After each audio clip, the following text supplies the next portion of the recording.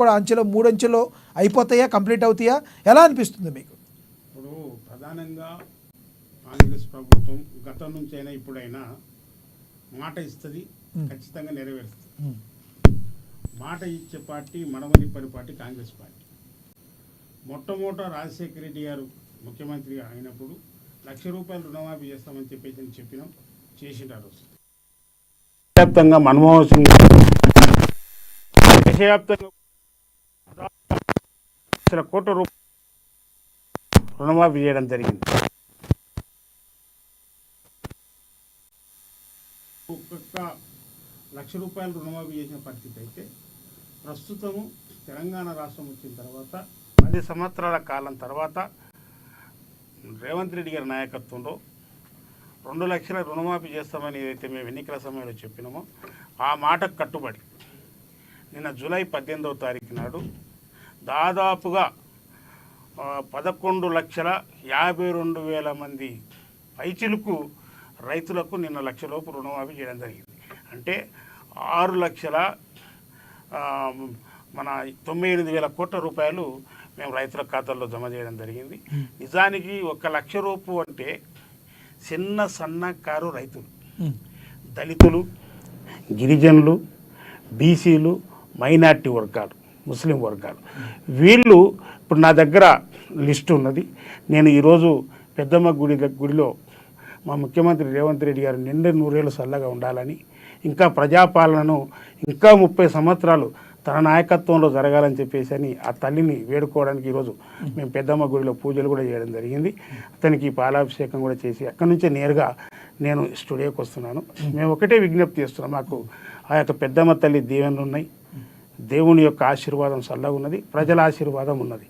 మేము నిజానికి చెప్తున్నాం, తెలంగాణ రాష్ట్రం 2014లో ఏర్పడ్డప్పుడు 16,000 కోట్ల రూపాయల మిగులు బడ్జెట్తోన కేసీఆర్ చేతికి తెలంగాణ ప్రభుత్వం వచ్చింది.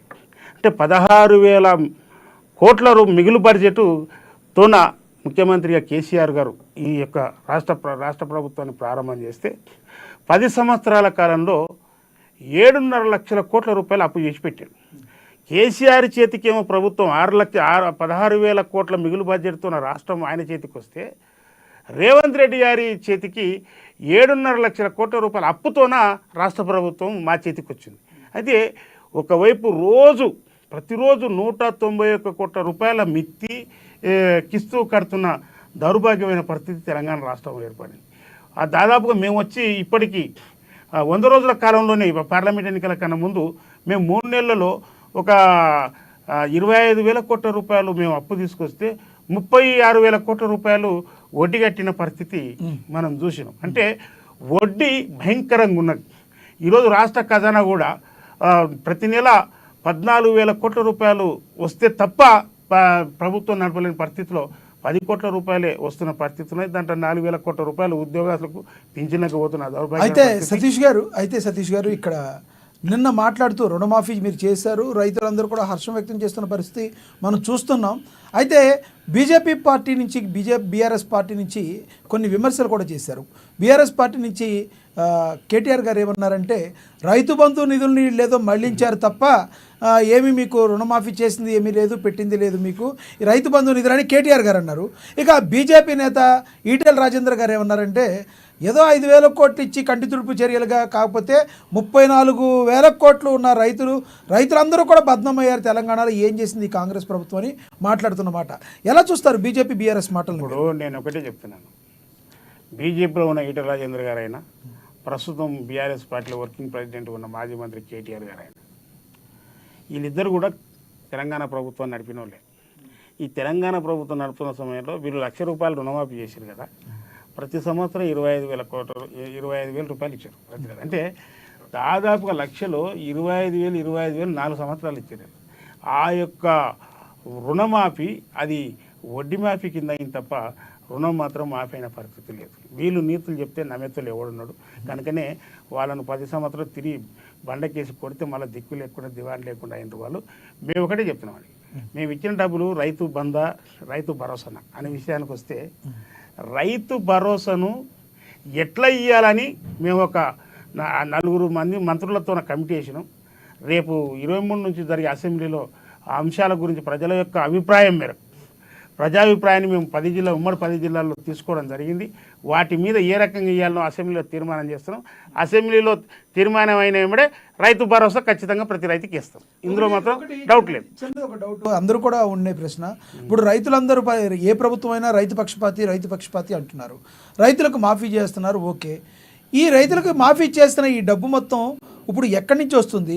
మరి సామాన్య ప్రజలు, మధ్యతరగతి ప్రజలు, దిగువ తరగతి ప్రజలు ఎంతో దారుణమైన పరిస్థితుల్లో ఉన్నారు. చాలామందికి ఉద్యోగాలు లేని పరిస్థితి.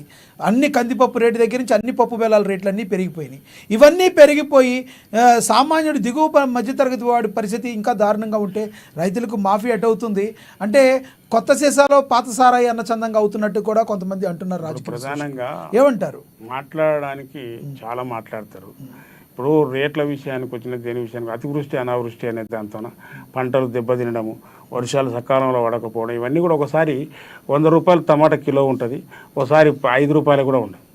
అంటే ఒకసారి ఎక్కడం, ఒకసారి దిగడం, ఒకసారి ఈ రకంగా జరుగుతున్న క్రమంలో అంటే ఒకటే స్థిరంగా ఏది కూడా ధరలు అనేటువంటి లేనటువంటి పరిస్థితి ఉన్నది. అదే రకంగా మేము క్లియర్ కట్గా చెప్తున్నాము, రైతులు అనేవాళ్ళు అందులో కూలీలు ఉన్నారు, పేదోళ్ళు ఉన్నారు, అందరూ కూడా ఉన్నారు.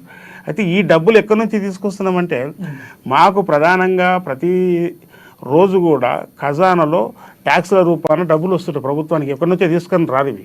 కేసీఆర్ ఇప్పటిదాకా 7.5 లక్షల కోట్ల రూపాయలు అప్పు చేసిండు. ఈరోజు నేను చెప్తున్నాను కదా, ప్రతి నెల 10,000 కోట్ల రూపాయలు వస్తుందండి. అంటే సంవత్సరానికి ఇప్పుడు ఎంత వస్తుంది మనకు? వాస్తవానికి బడ్జెట్ సంవత్సరానికి వచ్చేవరకల్లా 12 లక్షల కోట్ల రూపాయలు వస్తున్న పరిస్థితి ఉంది.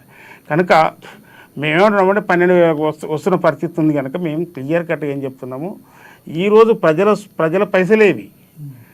ఇప్పుడు ప్రజల నుంచి ట్యాక్స్ల రూపాన డబ్బులు వస్తాయి, అవి ప్రజలకు పంచుతున్న సంక్షేమ పథకాల రూపాన మళ్ళీ ఖర్చు పెట్టడం జరుగుతుంది. కనుక మేమేమంటున్నాము, ఈరోజు కౌలు రైతులకు మనము ఈరోజు రైతు బంధు ఇస్తామని చెప్తున్నాం. అదే రకంగా ఈరోజు రైతులకు రుణమాఫీ చేస్తున్న పరిస్థితులు ఉన్నాయి. ఇంకా సంక్షేమ కార్యక్రమాలు కూడా కొనసాగకుండా పోతున్నాయి. ఈ సమయంలోనే మనం సంక్షేమాన్ని పెంచడం, అభివృద్ధిని కూడా సాధించడం, ఆర్థికంగా కూడా రాష్ట్రాన్ని బలోపేతం చేయాలి.